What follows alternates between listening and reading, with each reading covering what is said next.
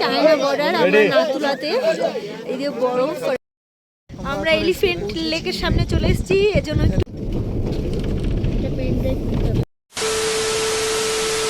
Hey guys, welcome back to my our channel. তো কেমন আছো? আশা করি সকলেই ভালো আছে আর আমরা অনেক ভালো আছি। তো ফাইনালি আমরা নাতুলা পৌঁছে গেছি। নাতুলা আসার জন্য একটা পারমিশন করাতে হয়। পারমিশনের জন্য 2 কপি পাসপোর্ট সাইজের ছবি আর ভোটার কার্ড লাগে। আর আমাদের এই পারমিশনটা আমাদের হোটেল কর্তৃপক্ষই করে দিয়েছিল।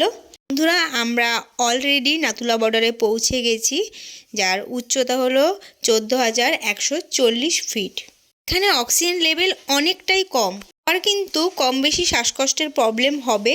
আর সিঁড়ি দিয়ে পুরো বর্ডারের ওপর উঠতে হবে, তখন অনেকটাই প্রবলেম হয়। এর জন্য যারা যারা যাবে তারা কিন্তু নিজেদের সঙ্গে কর্পূরটা অবশ্যই রাখবে, খুব কাজে দেয়।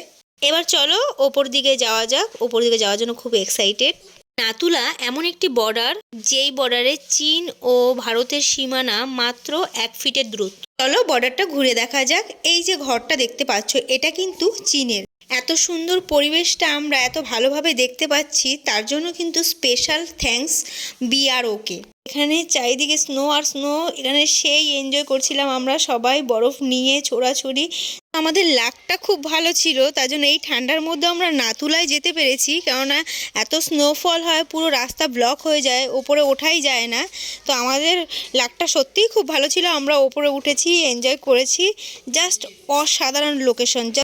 এই চায়না বর্ডার আমরা নাতুলাতে এই যে বরফ, আর এখানে সব ছবি ক্লিক করছি। এখানে মানে পুরো চায়না বর্ডারের কাছে, ইন্ডিয়ার চায়নার কাছে সবাই ছবি ক্লিক করছে, খুব মজা করছে। আর এখানে আমার খুব প্রবলেম হচ্ছিল, এখানটা সত্যিই খুব প্রবলেম হয়।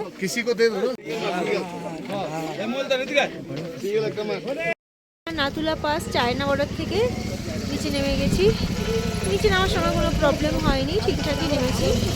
ভিউটা জাস্ট অসাধারণ, মানে কি বলবো। নাতুলা থেকে আমরা পুরো বেরিয়ে পড়েছি। আর নাতুলা ঢোকার সঙ্গে সঙ্গে আমাদের ফোনের কিন্তু টাইম চেঞ্জ হয়ে গেছে, আর আমাদের ফোনে নেটওয়ার্কও ছিল না। তো গাড়ির দাদা আমাদের বলছে যে হলো, তোমরা ওপরে যাচ্ছ, ঠিক আছে, ঘুরে আসো, আমি এখানে থাকবে গাড়ি, তোমরা এখানে চলে আসবে। তো আমরা ওনার কথার মতোই সেই একইভাবে গাড়িতে চলে এসেছি।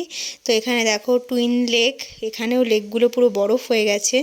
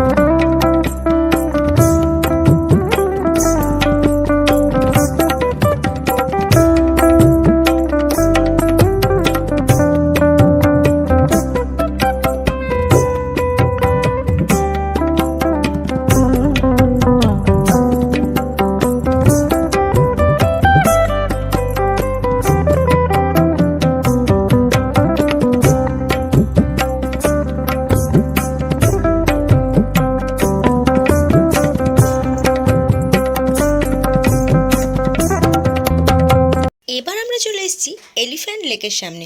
পুরো লেকটা দেখো কিন্তু এলিফ্যান্টের মতো লাগছে। ভালো করে দেখলে কিন্তু তোমরা বুঝতে পারবে যে পুরো লেকটাই কিন্তু এলিফ্যান্টের মতো দেখতে। আমরা এলিফ্যান্ট লেকের সামনে চলে এসেছি, এজন্য একটু দাঁড়াতে দিয়েছি 5 মিনিট ছবি তোলার জন্য। তো আমরা এখানে দেখছি খুব হাওয়া দিচ্ছে সবাই। আমরা 13 জন, তো 13 জন আমরা একটা গাড়িতে সবাই গেছি।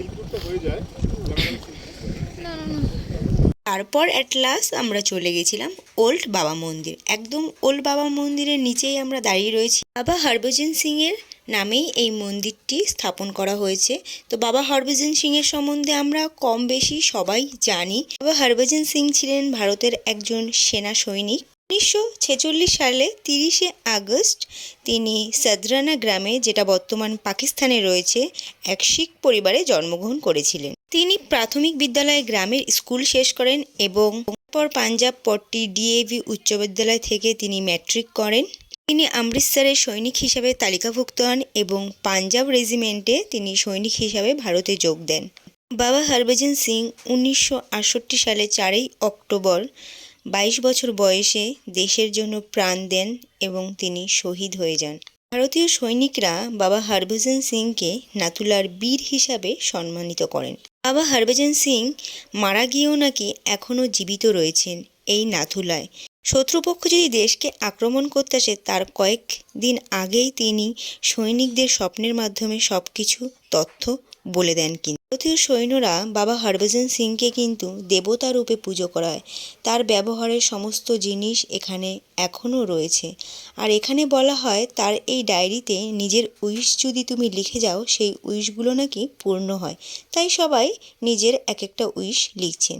এটাও বলা হয় বাবা হরভজন সিং নাকি এখনও প্রতি রাতে তার বিছানায় আসেন। প্রতিদিন সকালবেলা সৈনিকরা নাকি দেখেন তার বিছানা সব কিছু অগোছালোভাবে থাকে। সৈনিকরা একথাও বলে থাকেন যে এই নাথুলা বর্ডারে বাবা হরভজন সিং ঘোড়ায় এখনও কিন্তু টহলদারি দেয়। এমনও এক কাহিনী ঘটেছিল, এক সময় দুই সৈনিক তার ডিউটি করতে করতে ক্লান্ত হয়ে হঠাৎ চোখ লেগে যায়, একটু ঘুমিয়ে পড়ে। তখন বাবা হরভজন সিং তাদের চড় মেরে ঘুম থেকে জাগিয়ে তোলে। এখনও পর্যন্ত নাথুলায় এরকম অলৌকিক ঘটনা নাকি ঘটে থাকে। এখানে সৈনিকদের কাছ থেকে আমরা এই সমস্ত তথ্য জানতে পেরেছি। ভারতীয় সৈনিকরা বাবা হরভজন সিংয়ের নামে এই মন্দিরটি তৈরি করেন, যেটা ওল্ড বাবা মন্দির নামেই পরিচিত। আরও একটা মন্দির স্থাপন করেন, সেটা নিউ বাবা মন্দির নামে। বিশ্বাসীরা ওনাকে বাবা সাধু হিসাবেই মানেন। আর এখানে বাবাকে নিত্য পুজো করা হয়, সেই প্রসাদই সবাইকে দিচ্ছে। তো বন্ধুরা, আমার ভিডিওটা আমি এখানেই এন্ড করছি। নেক্সট ব্লগ নিয়ে খুব তাড়াতাড়ি আসছি। তো ভিডিওটা কেমন লাগলো অবশ্যই জানিও, লাইক কমেন্ট শেয়ার অবশ্যই করো। আর যারা ইউটিউব থেকে দেখছো নতুন, তারা আমার ইউটিউব চ্যানেলকে সাবস্ক্রাইব করে দিও। আর যারা ফেসবুক থেকে দেখছো তারা আমার পেজটাকে ফলো করে দিও।